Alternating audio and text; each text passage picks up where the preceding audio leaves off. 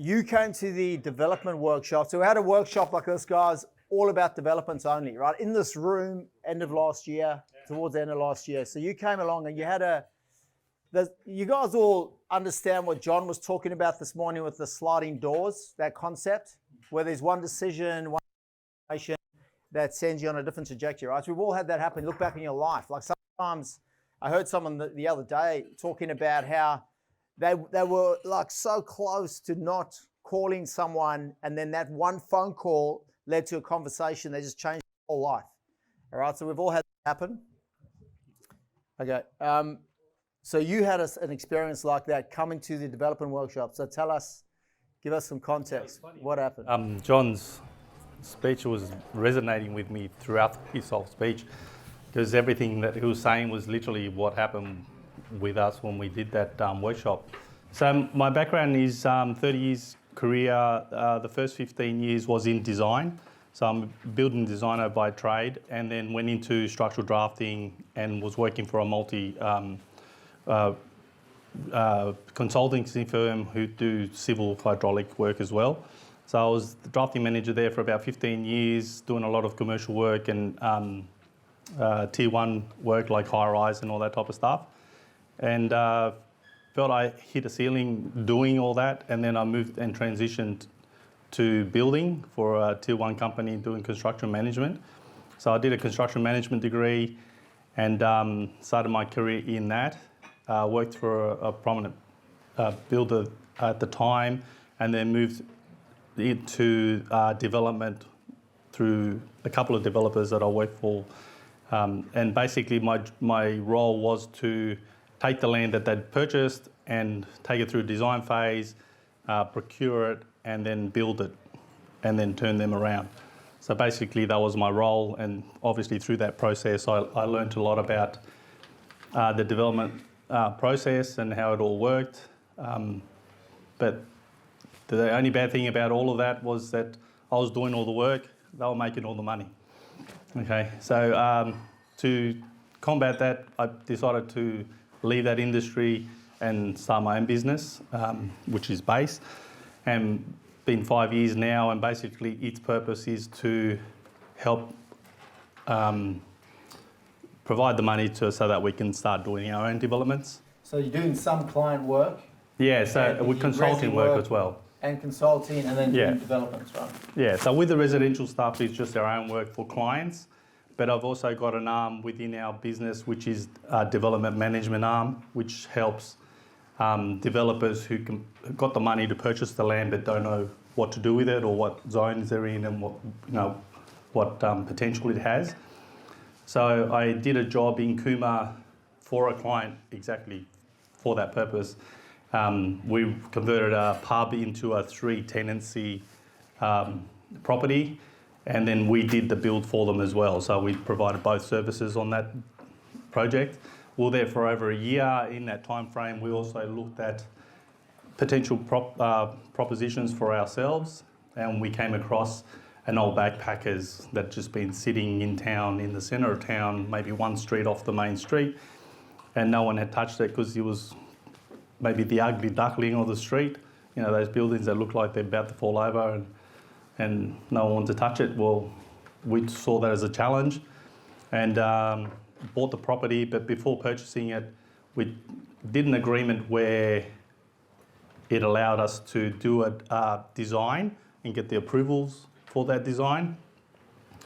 So once we had the approvals, and while we were getting the approvals, we also talked to the locals about, you know, how we could use this property if it did get approved. And Snowy Hydro is quite big in town, and accommodation's their biggest problem. So we're solving a problem by providing a service to Snowy Hydro now by converting a 9-bedroom backpackers into an 11-bedroom with en-suites and having its own kitchen and living areas.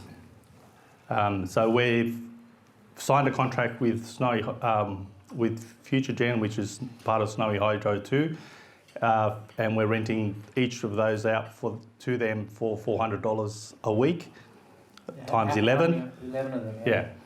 And we purchased the property for $375,000, and it's going to cost us maybe just under $300 to do the renovation works and to get it completed. And then that just creates a passive income for us for over the next 5 years that's secured. So rental income a year, It's about 230 grand a year. so it pays off freehold. It should pay itself off within the period of their contract. Yeah. So within probably 3 years or less than 5. Yeah, it should be less than 5 paid years. off, Yeah. and then you've got 240 grand Passive income, yeah, yeah. And that's the whole purpose of our business, is to create passive income for us so that we don't have to work anymore, basically. So that's impressive yields, right? Like you think about it, like paying that thing off quickly, Yeah, and then that sort of passive income's way beyond the average Australian. yeah, correct. But so that's well, you guys say that's impressive. Anything that you've done, yeah. So I thought so as well. So Claudio came to the development workshop with the question: should I proceed with this opportunity? Yeah, that's right. So I was questioning even after doing 15 years of developments for other people, I was still questioning myself of whether I should do this or not, or whether I'm capable of doing this or not. And I wanted to know whether I had the skill set or not. So I came to the workshop to see what else I needed to learn. But I found that everything they were discussing and talking about, I already knew or had already done for the developers that I've worked for in the past.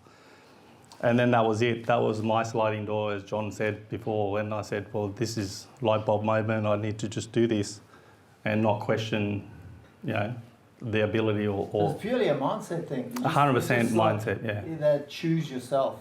Yeah. Like back yourself. And you've done it now, so you went ahead. Yep. It's almost finished, right? So you got the... Yeah, we're just about the sheet at the moment. All installations in, all roughings in. And we just got, it's not a smooth sailing ship either. I've got to be honest, developments there are hiccups and there are ups and downs. The first one was for us trying to do the extra funding for the development. Banks don't really like backpackers, I found out. They try to stay away from them. But I had a really good broker who I had a relationship with while I was working for other developers, and he waved his magic wand and made it happen, which was great. The other one was fire rating for such a building. It was an old building, trying to bring it up to the current BCA standards. It was quite a difficult task, but we went over and above what their requirements were, and we're literally in final stages of getting that over the line as well with the brigade and with the fire engineers. It's always good to know people in your network that you worked with before, to have that relationship to help you out that little bit further. It does help. So our fire engineer helped us get that over the line as well, and now we should be moving forward and getting that closed out.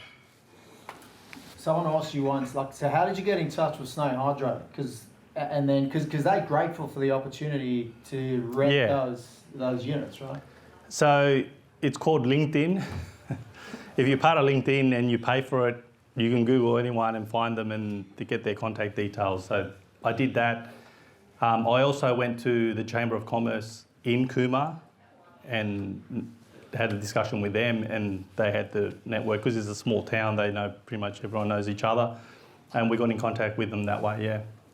Okay, cool. So since then, that was the sliding doors, was you came here and you realised, I just need to freaking do it. Yeah.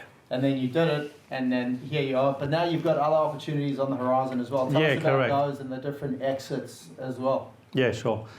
So basically what that did is open the window, they talked about it before, but I call it the red car syndrome, that when you drove here, you didn't see any red cars on your way, or you can't remember any, but when you drive home, you're going to see about 10, 20, maybe 30 cars. That's what sort of happened with us after this first development. We started looking for them, and we found another opportunity in Cooma, which we've negotiated as an option agreement, which means we didn't pay any money for the development at all. We've optioned it for a 12-month period, which allows us to do the design, concepts and approvals. And then through the design, concepts and approvals, we can obtain then a higher yield for the property, which means the extra equity that is created will then pay for the property, So you put down an option to purchase the property conditional. Yeah, conditional to an approval. An approval. Correct. So if you don't get approval, you don't pay. So That's how right. much money did you put down Nothing, not 1 cent, zero. for the option? Nothing. Nothing. Yeah. So that's No- buying no a development money with down. no money down. Correct. And then if you get the approval, what happens to the value? Does Well, that then, increase the yeah, value so of the then property? what we've agreed as a value for the property for us to purchase on, it should double that value once we've got an approval because it's actually worth more. And then because of that, then the bank will lend you 65% of what the worth would be of the current worth, which is after a DA. So then you should theoretically give you the money that we owe the client. What's the upside in dollars potential? As a development. So if you get the approval and it goes up, how much money are we talking? So we purchased the property through the agreement for $1 million, and it should go up to about $2.5 million once the DA is approved. So then so then the lending for that amount should be literally just. And getting that DA, that's what you used to do for these other guys. Yeah, These correct, developers yeah. used to go through all that. Yeah, so bullshit. over my 15-year career with these other developers that literally buy land like what I just did and then give it to me and say, what can I do with this, make this happen?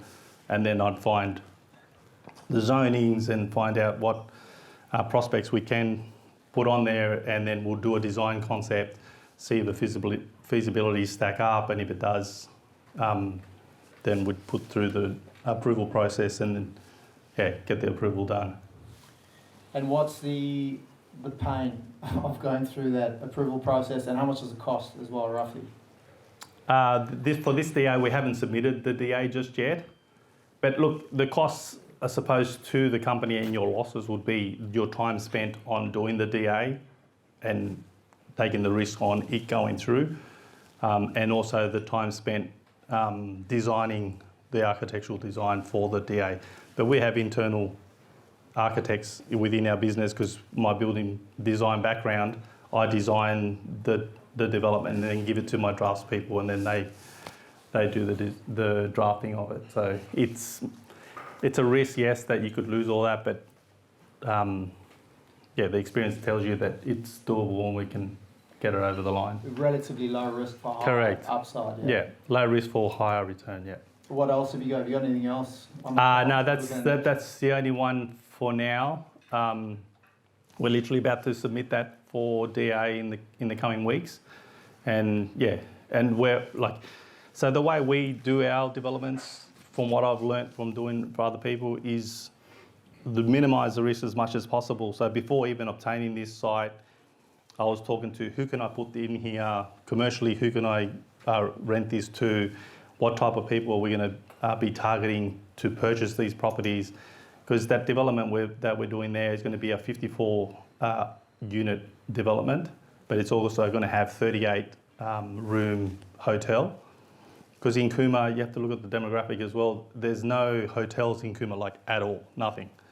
They're all motels and they've been there for 30, 40 years, and that air conditioning doesn't even work, and you're paying $300 a night in peak time.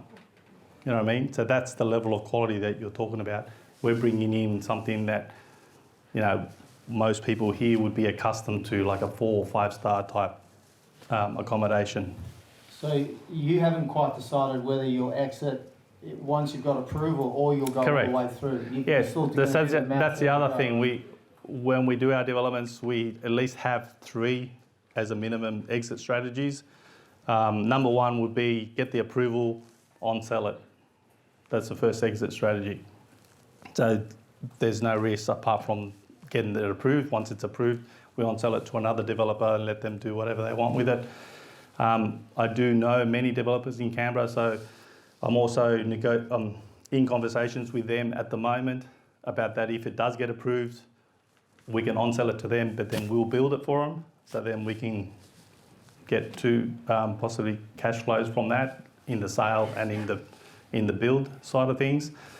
And then the other one would be to go ahead and get the approvals. While we're getting the approvals, we're going to do pre-sales and all that type of stuff, see what the market's saying, and maybe just do the development ourselves. Yeah. Beautiful, man. Yeah.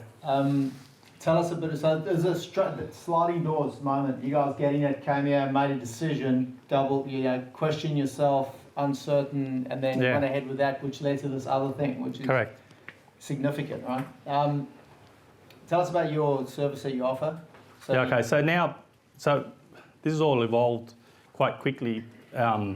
So basically, we've always had our development management arm to the business, where we do development management for clients who, like I said, already have the money, you can purchase their own sites, and we'll help them through the design phase and managing the whole process.